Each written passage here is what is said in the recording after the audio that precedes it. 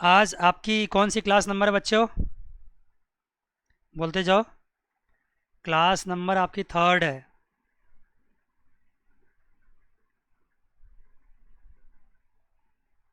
Chapter कौन चल रहा है? फर्स्ट। थोड़ा थ्योरेटिकल चल रहा है लेकिन कोई बात नहीं। अगर अकाउंटिंग का बेस तैयार करना है तो थ्योरी भी पढ़ना पड़ेगा। थ्योरी से हम भाग नहीं सकते। आइए जी, आज के टॉपिक है लिमिटेशंस ऑफ अकाउंटिंग। थोड़ा थोड़ा डिस्कस करते चले जाएंगे।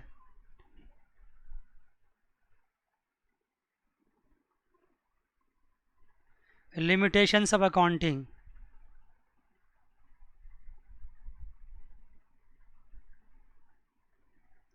क्या होता है देखिए।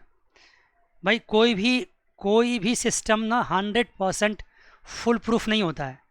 100% परफेक्ट नहीं होता है, कुछ ना कुछ क्या होती है उसमें कमियां होती ही होती है। तो सिमिलरली अकाउंटिंग सिस्टम में भी क्या है, कुछ ना कुछ कमियां हैं। तो क्या कमियां है? पहला पॉइंट लिखो। Accounting is not fully exact.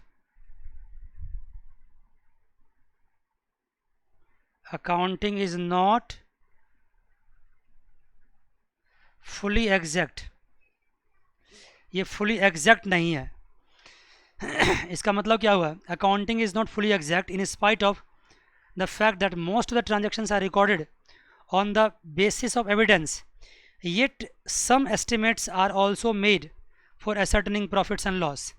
देखो क्या होता है ना, प्रॉफिट एंड लॉस निकालने के लिए आप क्या करते हैं, आप एस्टिमेट भी करते हैं। जब एस्टिमेट करते हैं तो उसमें क्या हो सकता है, कुछ ना कुछ गड़बड़ियाँ भी हो सकती है। एंड एस्टिमेट्स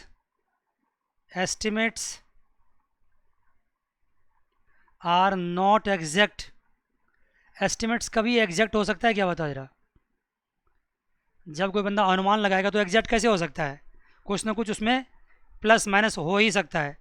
जब ऐसा होगा तो इसका मतलब अकाउंटिंग 100% एग्जैक्ट नहीं है, उसमें भी कुछ ना कुछ खामियां है। मान गए जी? दूसरा लिखो, unrealistic information.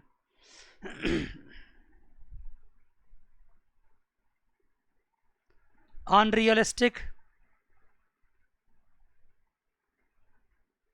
Information. accounting information may be unrealistic since accounting statements are prepared following the accounting concepts and conventions. अब देखो, बहुत सारे थ्योरीज होते हैं, उस थ्योरी को ध्यान रख करके अकाउंटिंग बनाई गई है। जैसे एक थ्योरी क्या, गोइंग कंसर्न कॉन्सेप्ट। अभी इसके बारे में बात होगी। सर इसका क्या मतलब होता है गोइंग कंसर्न का? इसका मतलब होता है कि एक बार बिजनेस हमने स्टार्ट कर लिया है तो वो चलता रहेगा, वो बीच में बंद नहीं होगा।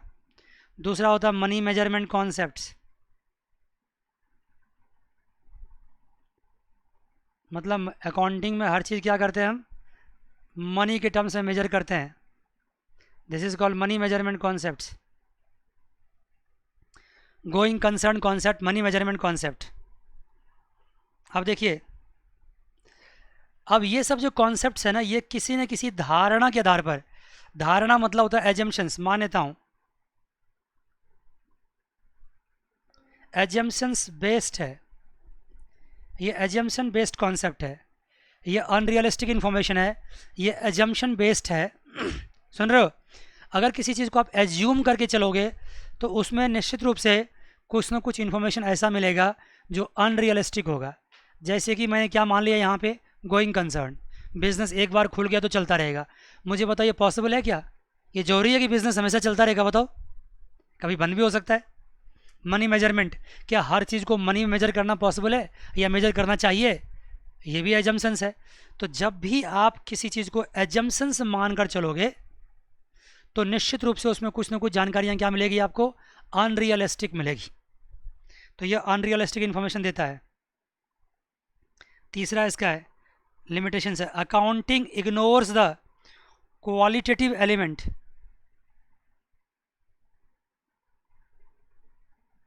Accounting ignores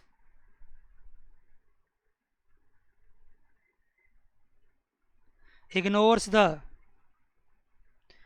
qualitative informations,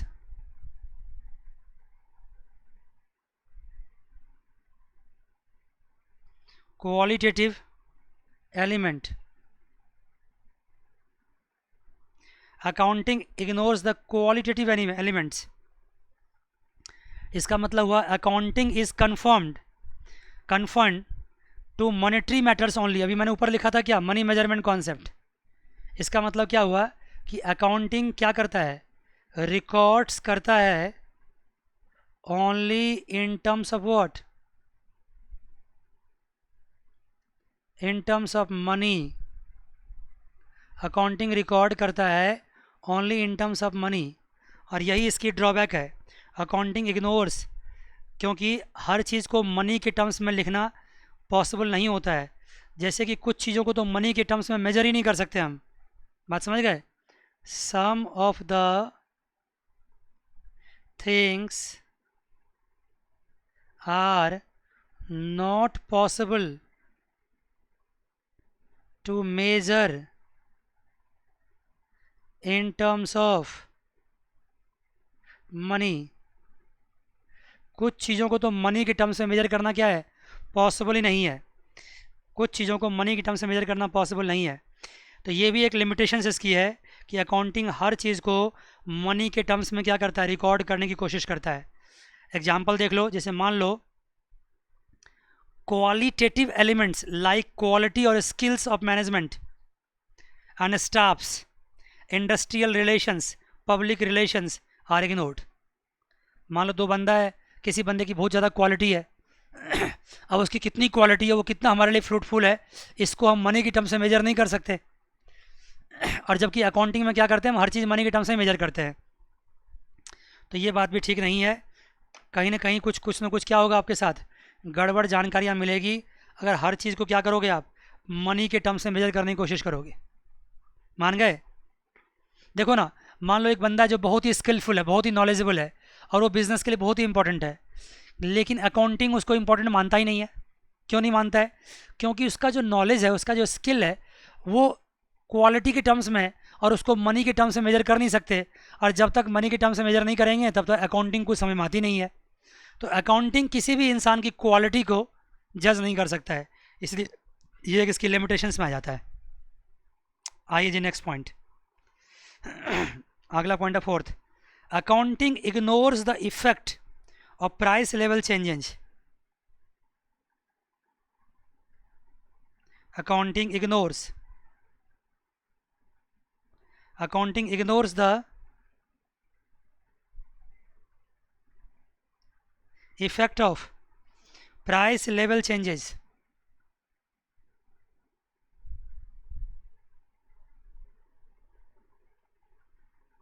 accounting ignores the effect of price level changes. Accounting क्या करता है, ignores the effect of price level changes. मतलब मार्केट में अगर कोई प्राइस लेवल की चेंजेज आती है तो अकाउंटिंग उसको इग्नोर कर देता है. अकाउंटिंग ना हिस्टोरिकल कॉस्ट कॉन्सेप्ट पे रिकॉर्डिंग करता है. आपको भी जानकारी नहीं है, लेकिन अभी कुछ देर बाद कुछ क्लासेस के बाद समझाएंगे आपको हम. अकाउंटिंग क्या करता है ना, हिस्टोरिकल कॉस्ट कॉन्सेप्ट पे रिकॉर्ड करता है. हिस्टोरिकल कॉस्ट कॉन्सेप्ट पे क्या करता है, रिकॉर्ड करता है. हिस्टोरिकल कॉस्ट कॉन्सेप्ट का मतलब ये हुआ कि आप एक बार कोई सामान, जैसे मान लो एक बार एक घर परचेज़ कर लिया आपने, एक घर आपने परचेज़ कर लिया. कितने का, मान लो आपने 10 लाख का परचेज़ किया या 20 लाख का परचेज़ किया, 50 लाख ले लो, 10-20 में कहाँ मिलता है, 50 में भी हार्डली मिलता है. मान लो एक घर परचेज़ किया आपने, बिल्डिंग परचेज़ किया 50 लाख का. सुन रहे हो जी. अब आपके बुक्स में अगर ये 50 लाख लिखा हुआ है तो ये 50 लाख ही लिखा हुआ है. आज इसकी वैल्यू, अगर मार्केट वैल्यू अगर 1 करोड़ की भी हो गई है तो अकाउंटिंग इसको इग्नोर कर देता है. अकाउंटिंग कहता है मुझे इससे मतलब नहीं है, मैं मार्केट वैल्यू को कंसिडर नहीं करता है, मैं तो उसी वैल्यू कंसिडर करूँगा जिस वैल्यू पे क्या की गई है, परचेज़ की गई है. तो बताइए, अगर मार्केट वैल्यू को अकाउंटिंग इग्नोर करता है तो ये एक लिमिटेशंस हुआ कि नहीं हुआ, हुआ कि नहीं हुआ, बताओ. हुआ. ये एक लिमिटेशन है. मार्केट वैल्यू कैसे इग्नोर किया जा सकता है, लेकिन अकाउंटिंग को बनाने के लिए हिस्टोरिकल कॉस्ट पे ध्यान रखना पड़ता है। ये हिस्टोरिकल कॉस्ट है HC। जिस अमाउंट पे हम खरीदते हैं उस अमाउंट को हिस्टोरिकल कॉस्ट बोलते हैं, और मार्केट वैल्यू को अकाउंटिंग इग्नोर कर देता है, इसलिए ये भी एक ड्रॉबैक है इसका। 5वां आइए, अकाउंटिंग में lead to window dressing.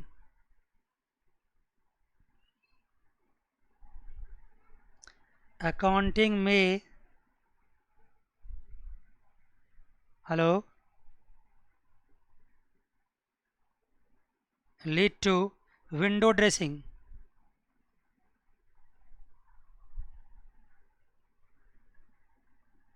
Accounting में lead to window dressing. The term window dressing means manipulation of accounting in a way so that conceal vital facts। देखो, जब अकाउंटिंग बनाना तुम्हारे ही हाथ में होता है तो तुम्हारा स्टाफ या तुम लोग या कोई भी बंदा क्या कर सकता है, वाइटल फैक्ट्स को छुपा सकता है। To conceal what? To conceal vital facts. To conceal vital facts. To conceal vital facts किस लिए? To manipulate.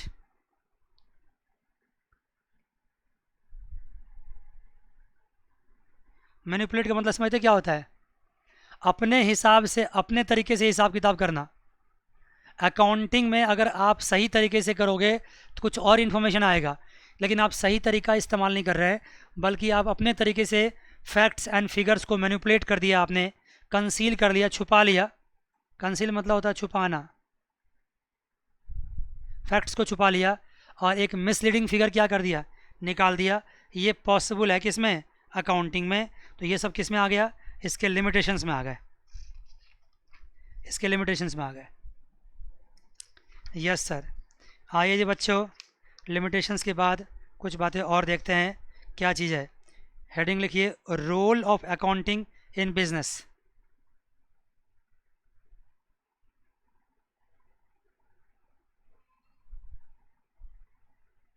Role of accounting in business. Business में अकाउंटिंग का क्या रोल है? Role of accounting in business.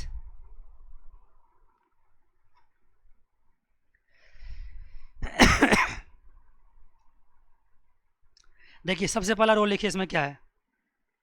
सबसे पहला रोल है maintenance of systematic records.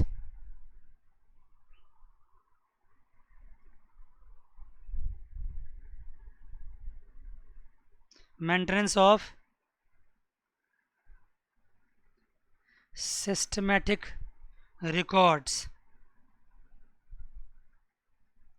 Maintenance of systematic records. आवाज़ आ रही है? अगर अकाउंटिंग नहीं होगा तो आप प्रॉपर तरीके से अकाउंटिंग इंफॉर्मेशंस को, जानकारी को रिकॉर्ड नहीं कर पाएंगे। दूसरा होता है असिस्टेंस टू मैनेजमेंट।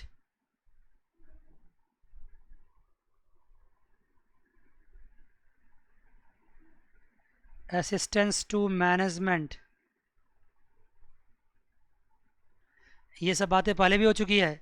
मैनेजमेंट को इससे काफ़ी फ़ायदा पहुंचता है। अगर मैनेजमेंट कोई डिसीजन लेना चाहता है तो डिसीजन लेने से पहले उसको ये जानकारी होना चाहिए कि हमारे बिज़नेस का प्रॉफिट क्या है, लॉस क्या है, एसेट क्या है, लायबिलिटी क्या है।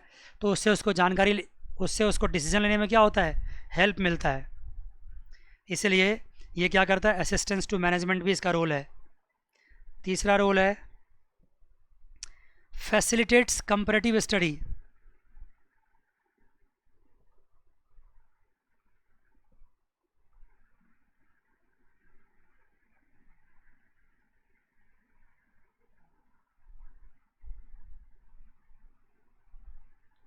Facilitates comparative study. अगर मेरे पास डेटा पड़ा हुआ है, अगर डिफरेंट ईयर्स का डेटा है, 2001 है, 2002 है, 2003 है, तो डिफरेंट ईयर्स का अगर डेटा मेरे पास पड़ा हुआ है तो हम सारे डेटा में क्या कर सकते हैं, आपस में कंपैरिजन कर सकते हैं, कंपैरिजन ड्रॉ कर सकते हैं। तो उससे क्या होगा कि हमारे लिए एक कंपैरेटिव स्टडी पॉसिबल है। हम ये देख सकते हैं कि हमने पिछली बार क्या कमाया, इस बार क्या कमा रहे हैं, अगली बार क्या कमाने के चांसेज हैं। तो ये हमारे लिए फ़ायदेमंद रहेगा। ये तभी पॉसिबल है जब मेरे पास क्या हो, सारा डेटा इकट्ठा हो, रिकॉर्ड इकट्ठा हो। और रिकॉर्ड तभी हो सकता है जब मेरे पास अकाउंटिंग हो। आगे है एविडेंस इन कोर्ट। ये बात तो हो ही चुकी पहले भी।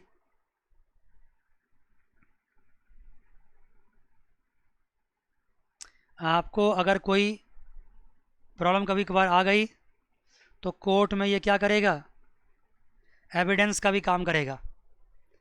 और इसके कुछ अदर्स यूजेस भी हैं। अदर्स में क्या हो गया, proper accounting records obviates necessity to remember business transactions. इसमें कुछ और बातें भी जो मैं बताता हूँ आपको, यहाँ से देख लीजिएगा। अदर्स में क्या क्या है, proper accounting records obviates the necessity to remember business transactions. अगर आप प्रॉपर अकाउंटिंग रिकॉर्ड्स करेंगे तो उसके लिए आपको बिजनेस ट्रांजैक्शन भी क्या करना पड़ेगा, ध्यान रखना पड़ेगा, याद रखना पड़ेगा। Facilitates raising loans. आपको अगर बैंक से लोन चाहिए तो बैंक वाले को सपने नहीं आएंगे। आपके पास अगर प्रॉपर अकाउंटिंग रिकॉर्ड्स है तो उसको दिखाकर क्या कर सकते हैं, आप बैंक से लोन भी ले सकते हैं, लोन ले सकते हैं। उसके बाद है facilitates sale of business by ascertaining the proper purchase price. अगर आपने ढंग से अकाउंटिंग कर रखा है, कभी बिज़नेस को सेल करना चाहते हो तो सेल करने के वक्त आप अपने बिज़नेस के एसेट्स एंड लायबिलिटीज़ का वैल्यूएशन भी प्रॉपरली कर पाओगे। Facilitate settlement of tax liability. अगर आप गवर्नमेंट को टैक्स पे करोगे तो टैक्स पे करने के लिए भी अकाउंटिंग का होना बहुत ज़रूरी है। अकाउंटिंग नहीं होगा तो टैक्स आप पे नहीं कर पाएंगे। तो ये सब बातें हो गई आपकी क्या, role of accounting in business. Business में अकाउंटिंग का क्या रोल है। आइए जी नए टॉपिक पे बात करते हैं हम लोग। अब नया टॉपिक क्या है, अकाउंटिंग प्रोसेस। अकाउंटिंग में करते क्या हम लोग हैं और उसकी क्या प्रोसेस है। देखो हेडिंग लिखो, अकाउंटिंग प्रोसेस। पूछो,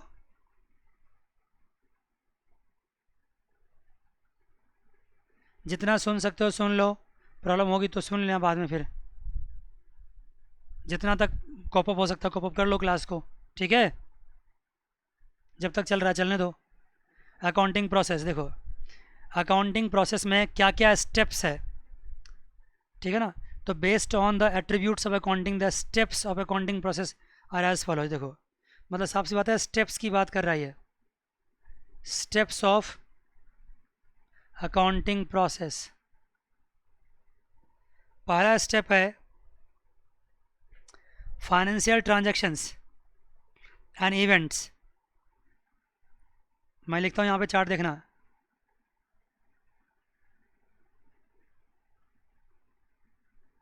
अकाउंटिंग प्रोसेस लिखता हूँ, उसके पास यहाँ क्या लिखता हूँ मैं, फाइनेंशियल ट्रांजैक्शंस।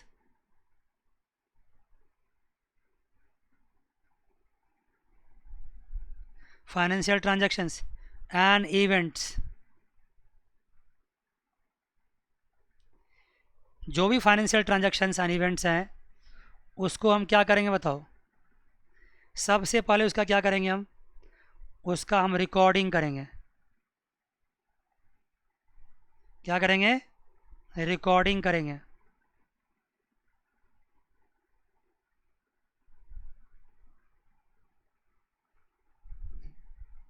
उसका रिकॉर्डिंग करेंगे। लेकिन रिकॉर्डिंग जो करेंगे हम कैसे करेंगे बताइए, वो हम समझा देते हैं आपको। लेकिन रिकॉर्डिंग के बाद नेक्स्ट स्टेप क्या होगा आपका, क्लासिफिकेशन। हाँ हाँ, उसके बाद इसका दूसरा स्टेप होगा classification.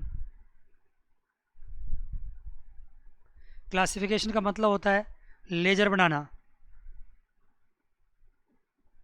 Posting into ledgers. Classifications के बाद क्या होता है, उसके बाद होता है समराइजिंग।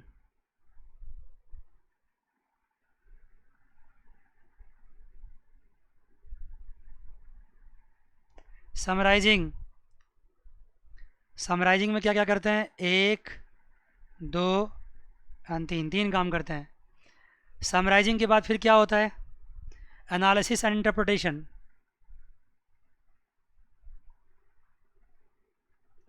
ये सब बात तो सिखा चुका हूँ मैं आप लोगों को यार। उसके बाद होता है communication to the users, communication to the users,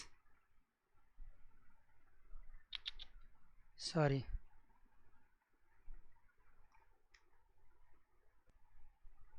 communication to the users. उसमें क्या क्या करते हैं हम लोग, बताता हूँ जगह फिर से। तो रिकॉर्डिंग जो करते हैं, रिकॉर्डिंग कहाँ करते हैं हम लोग, रिकॉर्डिंग कहाँ करते हैं, रिकॉर्डिंग करते हैं सबसे पहले किसमें, बुक्स बनाते हैं, जर्नल बनाते हैं, एंड देन बुक्स बनाते हैं। देखो जर्नल में क्या क्या लिखो, इसको सबको हम बुक्स बोल सकते हैं। कौन कौन सा बनाते हैं, पहला बुक क्या बनाते हैं, कैश बुक, याद है। दूसरा क्या बनाते हैं, परचेज बुक, ये सब कर चुका हूँ यार। तीसरा क्या बनाते हैं, सेल्स बुक। चौथा परचेज रिटर्न बुक। पांचवा सेल्स रिटर्न बुक। छठा bills receivable book. Seventh bills payable book. And eighth क्या बनाते हैं, जर्नल प्रॉपर। ये सब बातें आपसे हो चुकी है। समराइजिंग करते हैं, कहाँ करते हैं, समराइजिंग करते हैं ट्रायल बैलेंस। उसके बाद ट्रेडिंग एंड P&L अकाउंट, फिर बैलेंस शीट। ये B/S है, इसको बैलेंस शीट बोलते हैं। तो ये पूरा आपका अकाउंटिंग प्रोसेस है। लेकिन अकाउंटिंग में सबसे बड़ी बात क्या देखा आपने, कि हमने जो ट्रांजैक्शन स्टार्ट किया वो कौन सा होना चाहिए, फाइनेंशियल ट्रांजैक्शंस होना चाहिए। और फाइनेंशियल ट्रांजैक्शंस को ही हमने क्या किया, पिकअप करके उसी की रिकॉर्डिंग करी। रिकॉर्डिंग के बाद लेजर बनाया, लेजर के बाद समरी किया, समरी बाद उसको एनालाइज किया, क्या किया, उसको एनालाइज किया। और बाद में क्या किया, उसको बाद में उसको कम्युनिकेट कर दिया, किसको, जो यूजर्स, उसको कम्युनिकेट कर दिया, जो यूजर्स है उसको कम्युनिकेट कर दिया। जिसको जो चाहता है जानकारी, उसको क्या कर दिया हमने, कम्युनिकेट कर दिया। इतने सारे स्टेप्स है अकाउंटिंग में, और ये पिछले फर्स्ट क्लास से इस चैप्टर में बोलता चला जा रहा हूँ आपको। आइए जी, अब आइए नया टॉपिक लिखिए, ब्रांचेज ऑफ अकाउंटिंग। आवाज़ आ रही है आपके पास,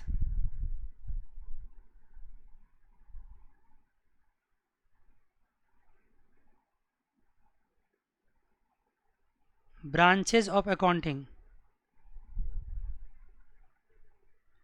क्या होता है sir branches of accounting, accounting का बहुत सारा ब्रांच है। अकाउंटिंग ना किस फील्ड में काम करता है उसके हिसाब से इसके ब्रांचेज बनाए गए हैं। तो उसमें सबसे पहला ब्रांच है फाइनेंशियल अकाउंटिंग।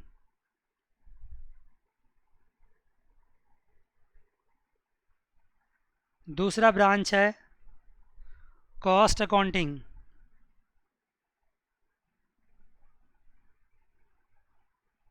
और तीसरा ब्रांच है management accounting.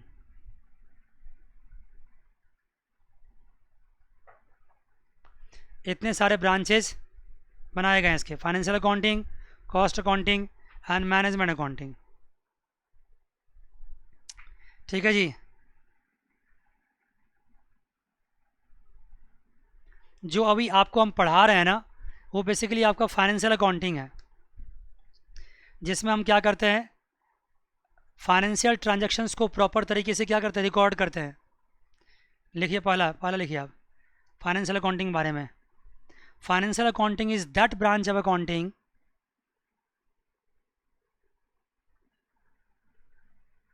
accounting is that branch of accounting, financial accounting is that branch of accounting which records financial transaction, which records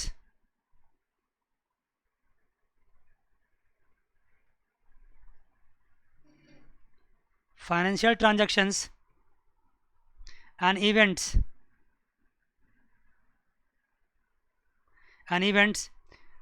summarizes and interpret them,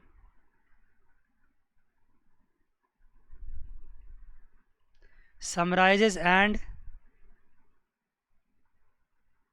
interpret them क्या करता है, ये financial transactions को record करता है, उसको summarise करता है और उसको इंटरप्रेट करता है। Then before communicating the result,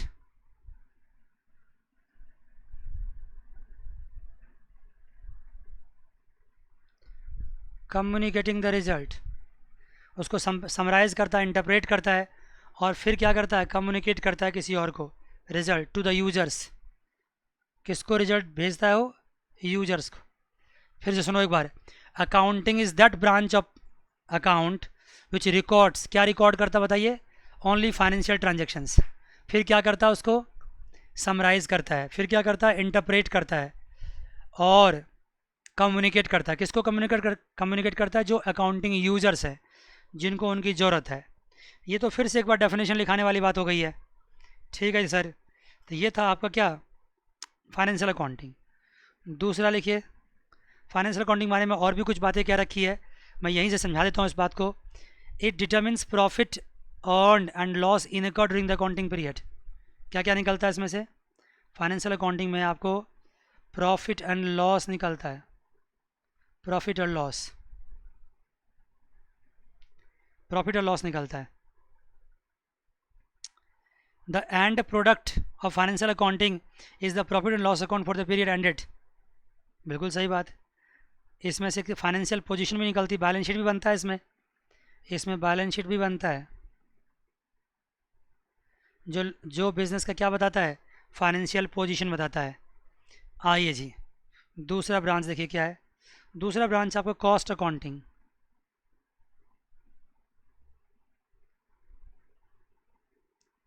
cost accounting क्या कहता है, this branch of accounting is concern with the ascertaining cost of the product. देखो बता, पहले लिख लो, उस पर समझाता हूँ। This branch of accounting is concern with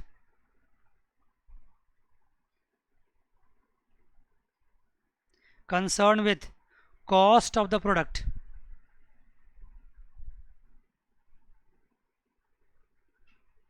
Cost of the product. This branch of accounting is concerned with cost of the product. Operations,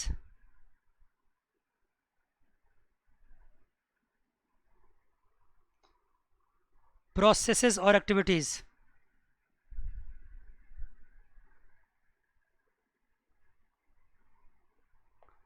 processes or activities। देखो cost accounting क्या है ना, ये आपके सिलेबस में नहीं है। जब आप कॉलेज में जाएंगे तो वहाँ पे आपको कॉस्ट अकाउंटिंग पढ़ना पड़ेगा, या सीए लेवल पे जाएंगे वहाँ पढ़ना पड़ेगा।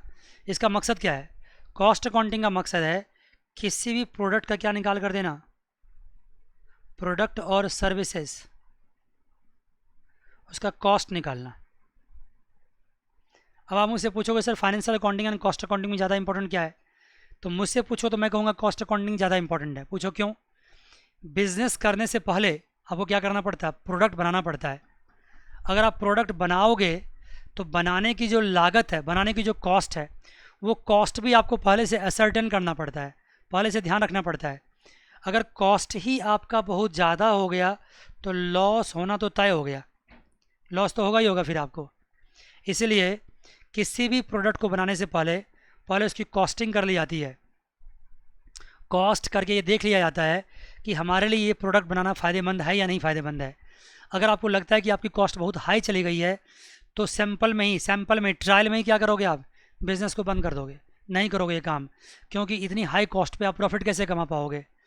तो ये जान लो बात को कि कॉस्ट अकाउंटिंग ही ऐसा सब्जेक्ट है जो आपको किसी प्रोडक्ट का कॉस्ट बताता है, और जब कॉस्ट पता चलता है तब जाके प्रॉफिट एंड लॉस पता चलता है। इसलिए फाइनेंशियल अकाउंटिंग का जो रोल है ना वो बाद में आता है, पहले किसका रोल आता है, कॉस्ट अकाउंटिंग का। हालांकि हर चीज़ एक दूसरे पर डिपेंडेंट होता है, लेकिन आप कहोगे सर कहीं से तो कुछ स्टार्ट होता है, तो मैं कहूँगा बिज़नेस अगर स्टार्ट करोगे आप तो सबसे पहले कॉस्ट अकाउंटिंग से स्टार्ट करोगे। आप कॉस्ट बनाओगे, प्रोडक्ट की कॉस्ट देखोगे, उससे प्रॉफिट, एक एस्टिमेटेड प्रॉफिट निकालोगे। अगर आपका प्रॉफिट का एस्टिमेटेड फिगर ठीक ठाक आया है तो फिर जाके इसको आप ऑपरेशनलाइज करोगे, आप ऑपरेशन में लाओगे, प्रोडक्ट बनाओगे। मुझे लगता है सर आपको समझ में आ रही होगी। नहीं समझ में आ रही है तो आपको अभी इतना ज़्यादा समझने की ज़रूरत नहीं है, बस इतना ही समझना है कि कोई भी बिज़नेस करने से पहले हम कॉस्टिंग करते हैं, और कॉस्टिंग जहाँ करते हैं उसको कॉस्ट अकाउंटिंग बोलते हैं। और कॉस्ट अकाउंटिंग ही आपको बताता है किसी प्रोडक्ट की, किसी सर्विसेज की क्या कॉस्ट है, और कॉस्ट देख करके ही आप डिसीजन ले पाते हैं कि मुझे इस प्रोडक्ट को बनाने में फ़ायदा होगा या नहीं होगा। अगर आपको लॉस दिखाई देगा तो वहीं पे आप छोड़ दोगे काम को, अब फ़ायदा दिखाई देगा तो काम करोगे। जब काम करोगे तो काम करने के बाद फिर आपको प्रॉफिट निकालना है, तो प्रॉफिट निकालने के लिए क्या पढ़ना पड़ेगा? फाइनेंशियल अकाउंटिंग पढ़ना पड़ेगा। तो फाइनेंशियल अकाउंटिंग का रोल बाद में आता है। एक तीसरा ब्रांच अकाउंटिंग है, उसको बोलते हैं मैनेजमेंट अकाउंटिंग।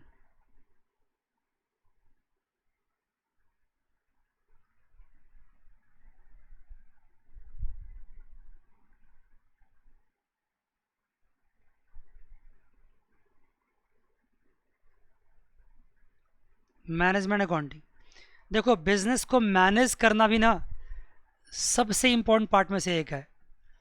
किसी बिजनेस में ज़्यादा प्रॉफिट होता है, किसी में कम प्रॉफिट होता है, कोई ज़्यादा सक्सेसफुल होता है, कोई कम सक्सेसफुल होता है।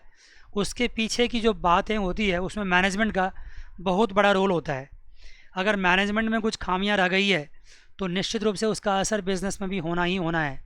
इसलिए मैनेजमेंट अकाउंटिंग का भी बहुत इंपॉर्टेंट रोल हो जाता है। Management accounting is the most recently developed branch of accounting.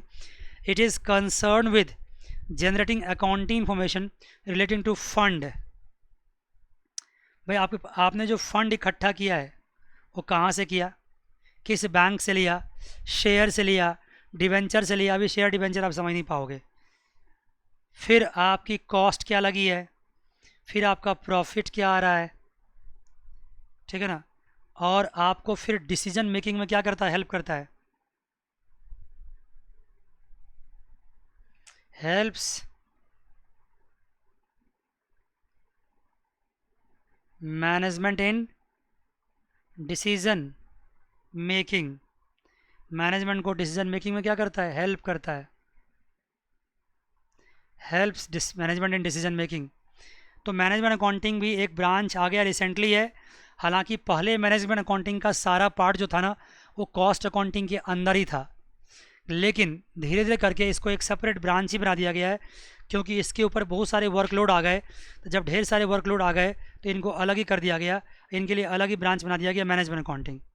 इसका मकसद क्या है, फंड के बारे में जानकारी देना, कॉस्ट के बारे में, प्रॉफिट के बारे में, और मैनेजमेंट को हेल्प करना डिसीजन लेने में। इसका लेकिन यूज़ कौन करता है, इसका यूज़ ज़्यादातर मैनेजमेंट ही करती है। मैनेजमेंट अकाउंटिंग पब्लिक के लिए यूज़ के लिए नहीं होता है। मैनेजमेंट अकाउंटिंग का जो यूज़र होता है ना वो मैनेजमेंट होता है, मतलब बिजनेस होता है। इसको हर कोई यूज़ नहीं करता है। तो बच्चे यहाँ तक बात समझ में आ गई। आइए जी बच्चों, अब एक नया टॉपिक हम आपके सामने लिखते हैं, और वो है book keeping, accounting and accountancy.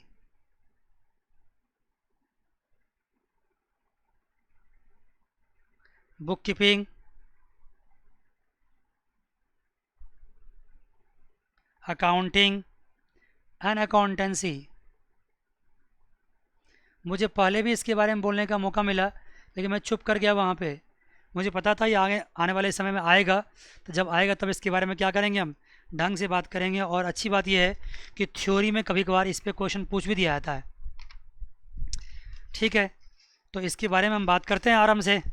आज की क्या जल्दीबाजी है, अगली क्लास में मिलते हैं, इसी टॉपिक से स्टार्ट करते हैं, बुक कीपिंग के बारे में, अकाउंटिंग बारे में, अकाउंटेंसी बारे में। तब तक जितना पढ़ाया है उसको प्रॉपरली याद कर लीजिए, क्योंकि आपका जो एग्ज़ाम अब होता है वो ऑब्जेक्टिव तरीके से भी होता है, और ऑब्जेक्टिव एग्ज़ाम में एक एक लाइन, एक एक वर्ड, एक एक कॉन्सेप्ट पढ़ना बहुत ज़रूरी होता है, कुछ छोड़ नहीं सकते हैं आप। इसलिए आपको मैं कहता हूँ कि आप इसका एक एक पॉइंट ढंग से पढ़ के रखो। प्रॉब्लम होती है मुझसे पूछ सकते हो, व्हाट्सअप भी कर सकते हो। आज के बाद इतना ही, अगली क्लास में फिर मिलेंगे। God bless you all, take care, bye bye and see you.